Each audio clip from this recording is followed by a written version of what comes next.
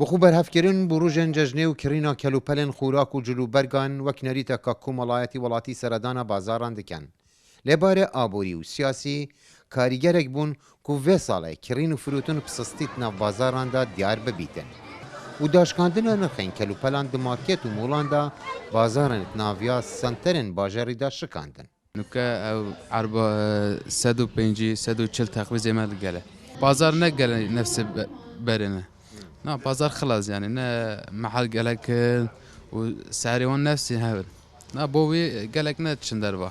Tên hemola digire. Hokarên sistiya bazar û dûrbûna kiryaran ji bazarên senterên bajarî û bilindbûna pilagermê rêja firûtina li molan pêstir kirbûn.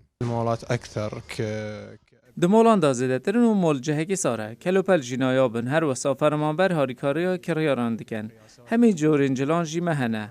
Eger tu derkevî li derve, keşa Iraqî germe pila germê digehîte 48 heta 5 plan. Lewra kiryar qesta verê dikin.